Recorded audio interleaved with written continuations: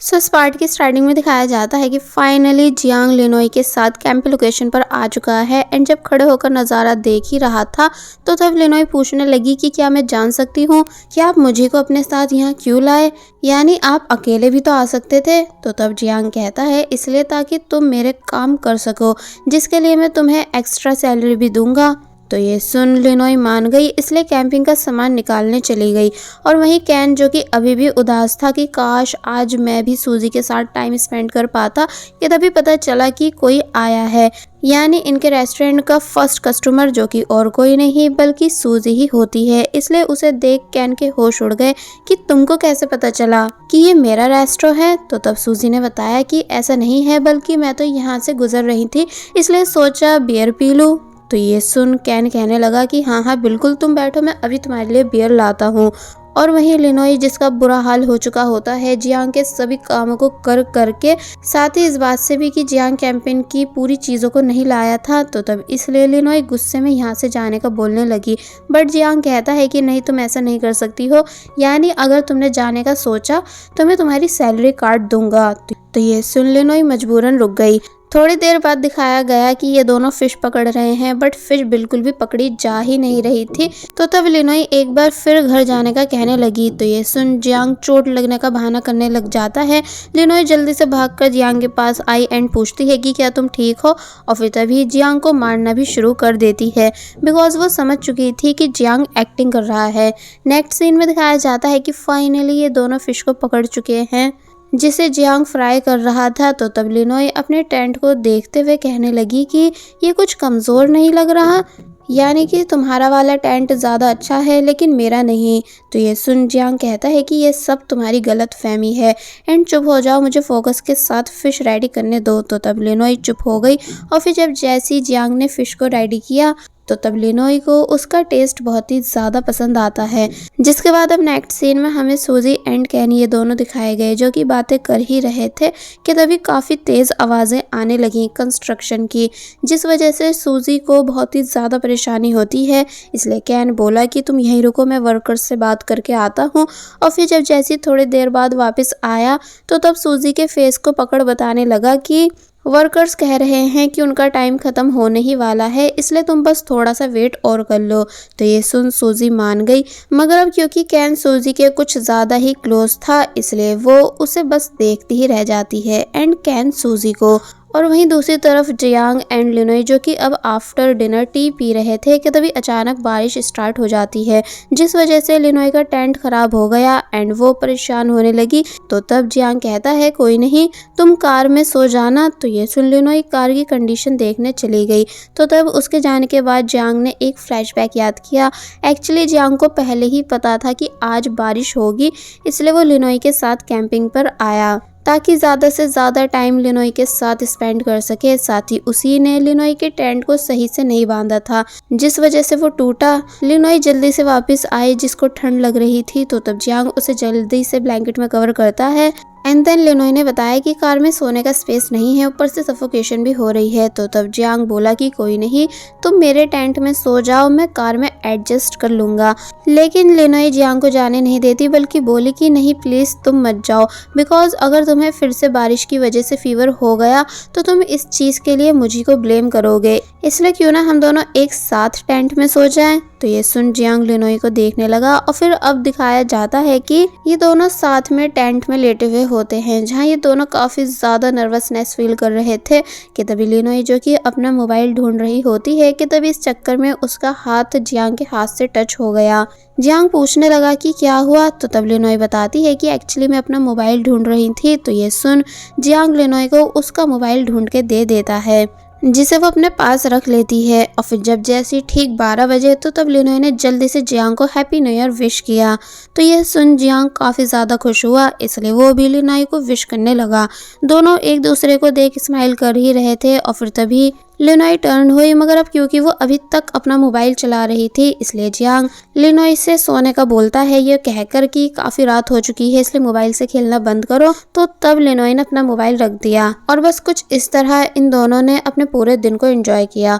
पर वहीं अगर बात की जाए सूजी की, जो कि अब ज़्यादा ड्रिंक कर जाने की वजह से ड्रंक हो चुकी थी, तो तब कैन सूजी से कहता भी है कि काफ़ी रात हो चुकी है, तुम अपने घर चली जाओ।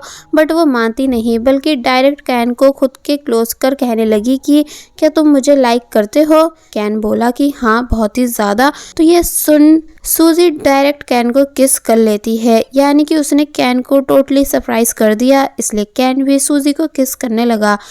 अब नेक्स्ट डे हम देखते हैं कि लिनोई सोकर जब जैसी बाहर आई तो तब जियांग उसे फ्लावर्स देता है। लिनोई पूछने लगी पर ये किस लिए, तो तब वो बताता है कि ये तुम्हारे लिए नहीं बल्कि तुम्हारे फादर के लिए हैं। तो ये सुन लिनोई तब भी खुश हुई।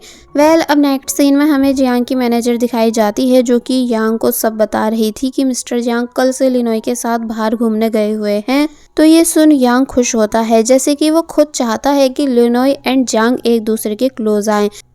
अब हमें रात का सीन दिखाया गया, जहां हम देखते हैं कि लिनोई वापस अपने रेस्टोरेंट आ चुकी थी कि तभी एक छोटी बच्ची अपनी मॉम के साथ यहां आई एंड उसकी मॉम बताने लगी कि आज मेरी बेटी का बर्थडे है, जिसे मैं सेलिब्रेट नहीं कर पाई अपने पूरे दिन काम में बिजी होने की वजह से, और अब जब फ्री हुई हूँ तो पता चल रहा है कि सभी रेस्टोरेंट क्लोज हो चुके हैं, इसलिए क्या आप प्लीज अपना रेस्टोरेंट क्लोज करने से पहले मेरी बेटी के लिए कुछ बना सकती हो, इसे वेस्टर्न फूड ज्यादा पसंद है।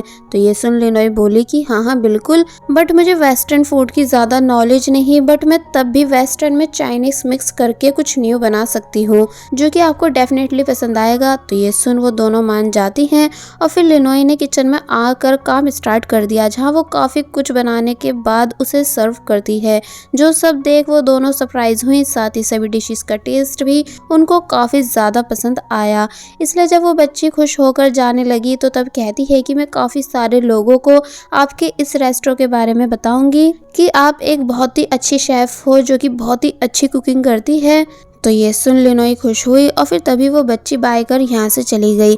लिनोई का मूड अब एकदम बढ़िया हो चुका था, क्योंकि ये फर्स्ट टाइम था जब किसी कस्टमर ने उसकी डिश को अच्छा बताया हो, इसलिए वो तभी जियांग से मिलने उसके रेस्टोरेंट के बाहर आई और फिर जियांग को थैंक्स करने लगी, क्योंकि जियांग ने ही तो लिनोई को अच्छी डिशेस बनाना सिखाया है। जियांग पूछता है कि अगर तुम इस टाइम फ्री हो तो क्यों ना हम साथ में डिनर करें, बिकॉज मैंने 2 न्यू डिशेस इन्वेंट की हैं। और फिर तभी वो लिनोई को अपने घर ले आया, जहां इन्होंने साथ में डिनर किया, बहुत सारी बातें की। लेकिन जब जैसे लिनोई के फेस पर कुछ लगा तो तब जियांग लिनोई के क्लोज होकर काफी प्यार से उसे क्लीन करता है। लिनोई जियांग को बस देखती रह गई एंड जियांग लिनोई को, मगर तभी जियांग पीछे हुआ और पानी लेने चला गया। लिनोई बताती है कि पर मुझे तो वाइन चाहिए। तो तब जियांग कहता है कि वाइन मेरे रूम में रखी है, तुम वहां से ले आओ। तो ये सुन लिनोई जब जैसे जियांग के रूम में आई तो तब आज फाइनली यहाँ उसने उन सभी फोटोज को देख लिया जो जियांग की एनिमीज की हैं, इसलिए वो शॉक रह जाती है। जियांग भी जल्दी से यहाँ आया और एक्सप्लेन करने लगा कि ऐसा नहीं है जैसा कि तुम सोच रही हो, बट लिनोई अब उसकी एक भी बात सुनने के लिए रेडी नहीं थी। तो तब जियांग लिनोई को अपने साथ उसी प्लेस ले आया जहां वो बचपन में अपनी सिस्टर के साथ आता था, यानी कि मिस्टर कॉन्ग के रेस्टोरेंट के बाहर, और फिर लिनोई को सब बता देता है कि कैसे कैसे जब वो अपनी सिस्टर के साथ ऑर्फनेज में रहता था एंड अपनी सिस्टर को कुकिंग सिखाना चाहता था, जिस चीज की उसने मिस्टर कॉन्ग से बहुत ही ज्यादा रिक्वेस्ट की थी, लेकिन मिस्टर कॉन्ग ने तब भी उसे मना कर दिया था, बिकॉज वो ऐसा ग्रैंडपा के बोलने पर कर रहे थे। तो ये सुन लिनोई चुप हो गई। जियांग पूछता है कि बताओ क्या मिस्टर कॉन्ग ने गलत नहीं किया कि उन्होंने ग्रैंडपा की बात को माना, इसलिए बस तभी से मैंने डिसाइड कर लिया था कि मैं एक ना एक दिन मिस्टर कॉन्ग की नाइफ को जरूर सीज करूंगा। जिन सभी बातों को सुनने के बाद लिनोई कुछ नहीं बोलती, बिकॉज अब आई थिंक उसे भी जियांग की बातें सही लगने लगी हैं।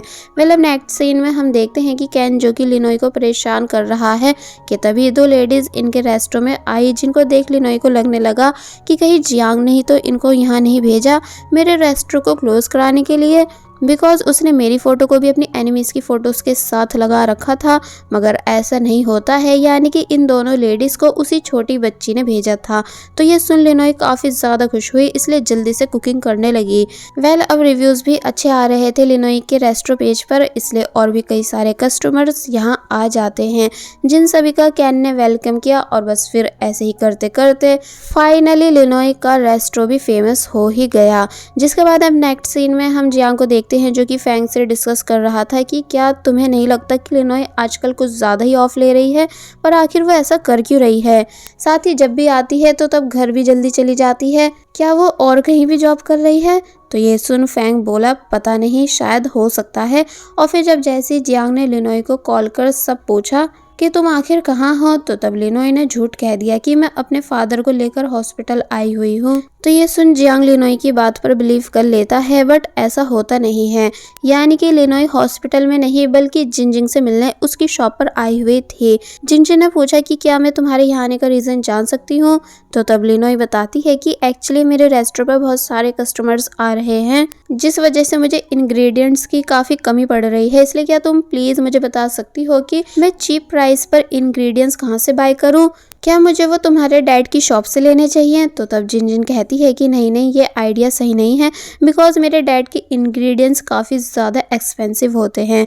और फिर तभी बोली कि मैं एक पर्सन को जानती हूँ जो कि चीप प्राइस पर तुम्हें इंग्रेडिएंट्स दिला देगा। तो ये सुन लिनोय खुश हुई और फिर जब जैसी रेस्टोरेंट में खड़े होकर उसी पर्सन के आने का वेट कर रही होती है जिनजिन की बातों को याद करते हुए, तो तब यहाँ और कोई नहीं बल्कि जियांग का कज़न यांग आता है, जिसको देख लिनोय के होश उड़ गए क्योंकि वो जानती है कि ये जियांग का कज़न है।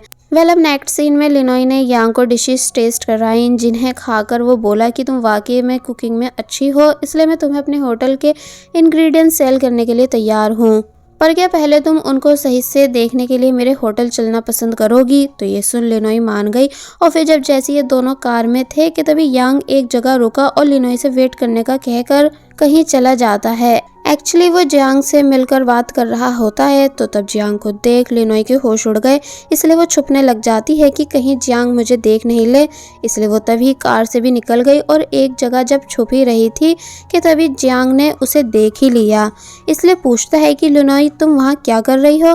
तो ये सुन लिनोय सरप्राइज हुई और फिर बोलती है कि कुछ भी तो नहीं, पर अचानक उसके पैर पर चोट आई जिस वजह से उससे चला नहीं गया। तो तब जियांग ने अपने अर्जेंट काम को छोड़कर लिनोय के साथ जाने लग जाता है पैर के ट्रीटमेंट के लिए। जिन दोनों को जाते हुए दूर से यांग भी देख रहा था।